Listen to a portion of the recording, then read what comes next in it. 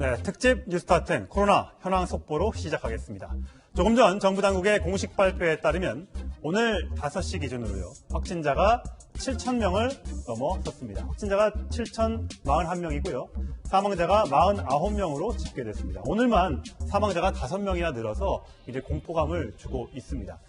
물론 증가세는 예년 한참 많이 1,000명 가까이 늘었을 때보다는 조금 줄어든 것으로 나오고 있습니다만 안심하기엔 이르다는 보건당국의 얘기가 나오고 있습니다. 권준욱 중앙방역대책본부 부본부장 얘기를 먼저 들어보시겠습니다. 또 다른 연결고리를 모르는 전파를 통해서 유사한 생활 밀집 집단에서 또 한 번에 또는 앞으로도 또 한 번 이상의 그러한 폭발적인 환자 증가도 일어날 수가 있기 때문에 그래서 그 부분을 저희가 유의해서 지금 보고 있고 그것을 감시하는 체계도 어느 정도 지금 가동 준비를 하고 있습니다. 네, 천 교수님. 물론 최악의 상황을 가정하고 나서 얘기를 하는 거겠지만 폭발적인 증가세가 또 있을 수 있다. 이런 우려를 하고 있는데 그건 어떤 원인으로 볼 수 있을까요? 네, 이제 우리 의원이 신천지 중심으로 이제 환자를 많이 확진을 하고 있고, 그래서 그 확진자 수는 조금 줄고 있습니다. 하지만 신천지 중심 신도들이 2차, 3차, 4차 감염도 이미 생겼기 때문에 앞으로도 계속 나올 수 있고요. 그 지역 주변에 이제 경북에서 또 많이 나오고 있습니다. 그렇지만 가장 걱정이 되는 거는 대도시, 서울, 경기, 부산 지역을 중심으로 여러 가지 산발적으로 어떤 일정이 아니라 아파트, 대형 병원, 요양원, 장애시설, 여러 군데서 지금 산발적으로 나오고 있기 때문에 또 거기에서 나오는 감염 경로는 저희가 알 수가 없는 지역사회 전파입니다. 그럼 일정 부분에서 지금 신천지처럼 아주 폭발적으로 한 곳에서 많이 나올 수가 있다는 그런 문제가 되겠습니다. 그렇군요. 자, 오늘만 5명의 사망자가 발생을 했습니다. 그 중에서도 이제 최근에 늘었던 이제 사망자 중에 기저질환, 그러니까 기존에 병이 없었던 분들도 갑자기 이제 사망하는 경우가 발생하면서 공포감을 주고 있는데요. 자, 67세 여성, 지난 4일이었는데 대구 칠곡 경북대병원, 81세, 78세, 76세 여성이 오늘 이제 사망을 하면서 기저질환이 없는 이제 사망자로 되었습니다. 자, 물론 연세가 60대에서 80대까지 다양합니다만 기존에 앓고 있었던 병이 없었다. 그런데 코로나 때문에 사망했다. 이렇다면 건강한 사람들도 젊은 사람들도 치명적으로 될 수 있다. 이렇게 해석해도 되는 겁니까? 그건 아니고요. 우선 폐렴이라는 질환 자체가 연령이 높을수록 사망률이 높습니다. 그리고 제일 중요한 거는 적절한 시기에 치료를 받지 못하면 굉장히 나쁜 상태로 갈 수가 있는데요. 지금 나이들을 보시면 거의 70대, 80대시거든요. 중국의 데이터를 봐도 70대와 80대는 사망률이 매우 높습니다. 기저질환이 있으면 더 상황이 안 좋지만 연세가 많다는 거는 심장이나 신장의 기능이 대부분 많이 떨어져 있습니다. 본인이 어떤 질환을 갖고 있지 않다고 하는 거는 병원에 갈 정도가 아니란 의미거든요. 그래서 분명히 저분들도 아마 콩팥이나 심장 기능이 분명히 좀 떨어져 있을 거고 가장 중요한 것은 진단이 분명히 늦었을 겁니다. 일반 박테리아 폐렴과 달리 코로나19 바이러스에 의한 폐렴은 진행 속도가 매우 빠릅니다. 그래서 적절한 시기에 진단과 치료가 늦어진 것이 이런 사망을 일으키게 한 원인이 된 것 같습니다. 네. 현재 이제 사망자 수가 오늘만 5명이 늘어서 굉장히 빠른 증가세를 보이고 있는데 걱정이 됩니다. 자, 오늘 앞서서 예고해 드렸던 것처럼 오늘 독특한 이 확진자들이 많이 발생한 곳이 있습니다. 대구의 한 아파트인데요. 설명을 드리도록 하겠습니다. 대구의 한마음 아파트입니다. 입주민이 142명 소형 단지인데요. 여기에 이제 46명의 확진자가 나왔습니다. 이 입주민 142명 가운데 94명이 신천지 교인이었다고 합니다. 그래서 이렇게 많은 확진자가 나오다 보니까 아파트 전체를 통째로 격리해서 이 아파트에는 오늘부터 15일까지는 지난 5일부터네요. 외부 출입도 안 되고 택배도 안 되고 배달도 안 된다고 합니다. 자, 최진범 교수님. 이렇게 아파트에서 한꺼번에 많은 사람의 확진이 나온 건 처음인 것 같습니다. 그렇죠. 그래서 아마 아파트 코호트 격리를 하는 것 같습니다. 고영진 시장이 볼 때 이건 좀 위험한 수준이다라고 보는 것 같고요.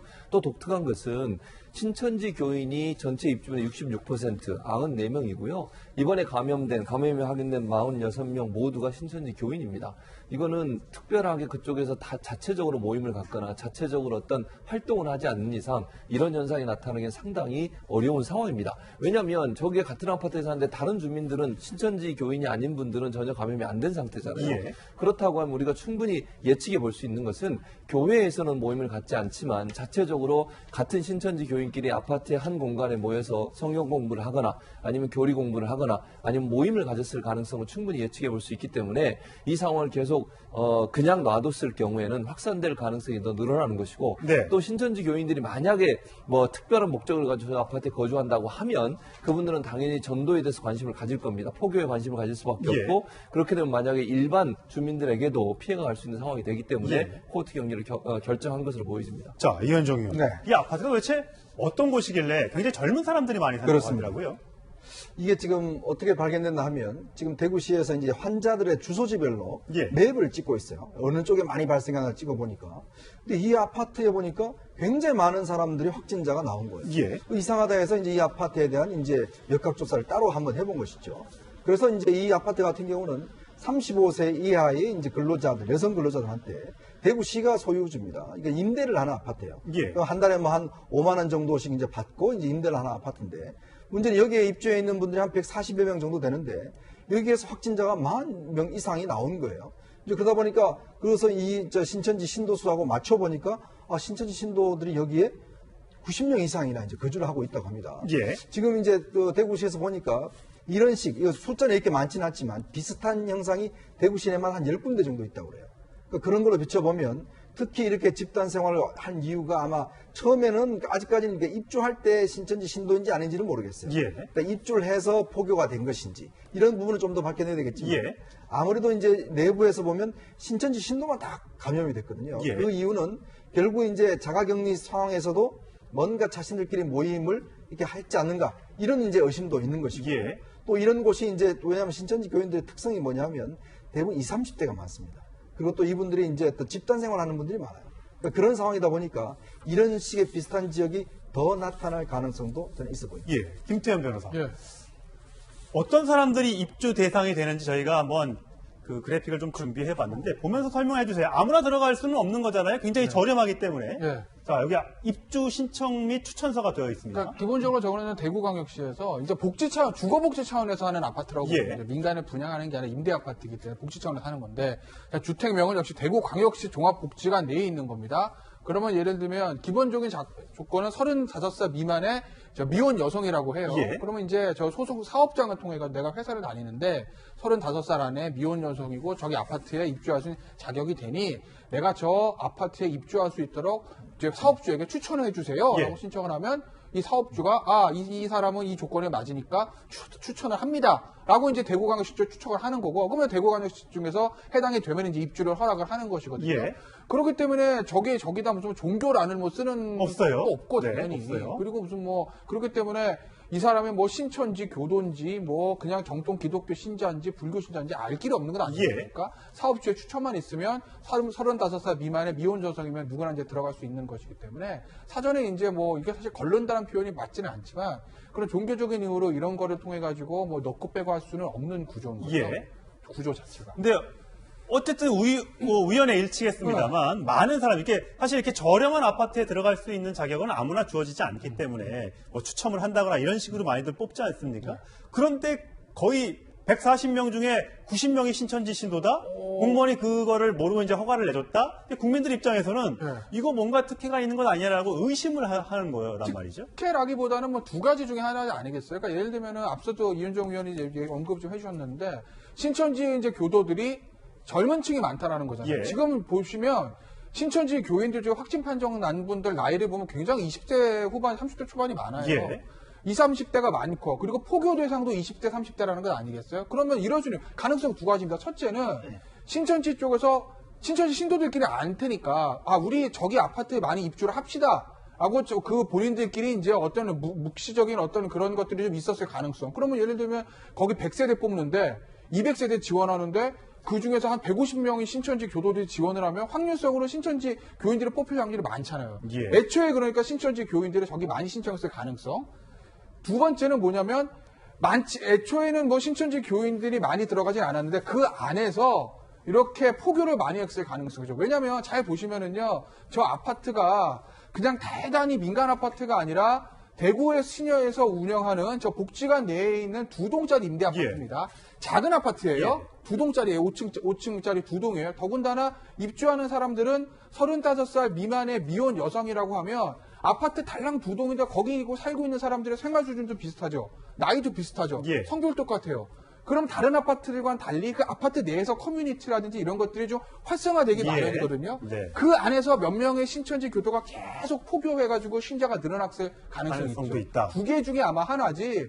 저거를 무슨 뭐 대구시나 뭐 이런 데서 신천지 교인들을 특혜를 해줘가지고 저기다 무슨 많이 배정하고 이랬을 가능성은 낮죠. 예, 알겠습니다. 자, 청 교수님. 보니까 이게 그럼 한꺼번에 46명이 갑자기 집단 발병을 한 것이냐? 그건 아닌 것 같습니다. 제가 그래프를 좀 준비해 봤는데 첫 번째 이 아파트에서 확진자가 발생한 거는 지난달 19일입니다. 지난달 18일이 어떤 날이냐면 31번 확진자. 그러니까 그 신천지 교도로 확인된 31번 확진자가 발생한 다음 날입니다. 다음 날 그 아파트에서 첫 번째 확진자가 발생을 했고 요 사이에 한 열흘 상간으로 거의 30명 가까운 확진자가 계속해서 발생을 했습니다. 매일매일 2명, 3명, 4명, 10명 이렇게 발생을 했단 말이죠. 그런데 지난 4일에서야 역학조사를 실시를 했고 그래서 이제 지난 6일 어제 기준으로 46명이 확진됐다. 그렇다면 이 사이에 조금 더 의심을 좀 빨리 했더라면 이 입주민 대상으로 한 역학조사를 좀 빨리 실시했더라면 이렇게 많이 늘어나는 걸 좀 줄일 수 있지 않았을까 이런 생각도 드는데요. 네, 맞습니다. 그 31번 환자하고 유사한 그 기간에 발생을 한 거는 저는 개인적으로 31번 환자가 1차 감염이 아니거든요. 분명히 2차, 3차 감염자이기 때문에 아마 대규모로 같이 감염이 됐고 이 19일 날 발생하신 분도 분명히 그 즈음에서 발생을 하신 거고 그럼 28일까지 지금 총 28명이라고 하셨는데 이분들도 잠복기를 보면 분명히 그때 발견된 분들이 감염을 시킨 거예요. 보통 코로나19의 가장 그 잠복기 기간이 보통 4일에서 6일 사이거든요. 그러면 19일 날 발견하고 그 사이 28일 한 열흘 동안에 분명히 여러분이 2차, 3차 감염이 된 거죠. 그렇기 때문에 19일 날 발생했을 때 역학조사를 했다면 훨씬 빨리 확인을 할 수 있었을 것 같습니다. 그때 만약에 신천지 신도들이 더 많이 살고 있었다는 게 집단으로 거주하고 있었다는 걸 알았으면 좀 더 빨리 했을 수도 모르겠는데 그 당시엔 그렇게 짐작하지 못했던 것 같습니다. 네, 19일 날 한 명 나왔기 때문에 저 아파트가 많지가 않기 때문에 역학조사를 좀 더 철저히 했으면 하는 아쉬움이 있습니다. 네, 아직까지 이 많은 40여 명의 확진자들이 어떻게 감염됐는지 누구로부터 감염됐는지는 확실치 않습니다만 모여서 혹시라도 뭔가 집회를 했다거나 예배를 봤다면 거기에서 비말 이 침방울들을 통해서 확진이 됐을 가능성도 있거든요. 자, 과거에 얼마 전입니다. 이만희 신천지 총회장이 신천지 교인 모임을 금지하겠다 이렇게 밝힌 적이 있었습니다. 관련 영상 보시겠습니다.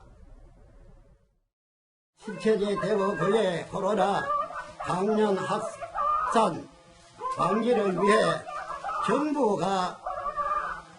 정부 당국에서 최선의 노력을 하였습니다. 형제에게 우리는 교회도 어떤 모임도 어떤 장소도 오늘도 보십시오.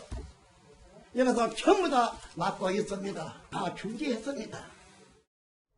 네, 저 기자회견이 지난 2일이었으니까 그 2일 즈음에서 모든 집회를 중단했다는 것인지 그 이전부터 그랬다는 것인지는 확실치 않습니다만 어쨌든 한꺼번에 한 아파트 단지, 작은 아파트 단지에서 많은 확진자가 나왔다는 점에서 많은 국민들이 의심의 눈초리를 보내고 있는 것도 사실입니다.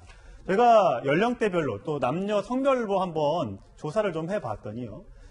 신천지 지난 5일 기준입니다. 지금은 이제 19,900명 중에 3,600여 명이 이제 확진 판정인데 7일 기준으로는 이제 4,000명을 넘었다는 보도도 나오고 있습니다. 이 중에 신천지교회 확진자 연령을 보니까 20대가 38, 10중에 4명은 20대입니다. 그리고 전체 성별을 따져보면 여성이 3분의 1을 차지하는 이런 비중이 나오고 있습니다. 자, 최진문 교수, 이 나이와 이 성별이 신천지 포교 방식과 관련이 있다고 봐야 되나요? 그럼요, 관련이 있죠. 왜냐하면 20대가 많은 이유는요, 20대들이 가장 고민이 많은 시기입니다. 40대, 50대는 어느 정도 생활이 안정되고 자기 직업을 가지고 생활하고 있는 연령대라고 볼 수 있잖아요. 근데 20대는 미래에 대한 불투명성이 너무 강해요. 예컨대 학교 다니는 학생들 같은 경우에 진로나 취업에 대해서 고민 많죠. 졸업은 했지만 취업이 안 된 학생들은 계속 취업 준비하느라고 고민이 많죠. 이런 학생들에게 접근을 하는 겁니다. 그러니까 젊은 청년들을 만나서 상담을 주로 해요. 그다음에 도움도 줍니다. 소위 멘토 역할을 하는데 문제는 그렇게 접근하는 과정에 있어서 맨 처음 만나는 첫 번째 접촉자는 사실은 그런 얘기를 안 해요. 그러니까 내가 좋은 사람인데 소개해주겠다 하면서 전문가라고 데려오면서 두세 명을 같이 데려오는 겁니다. 그런데 문제는 뭐냐?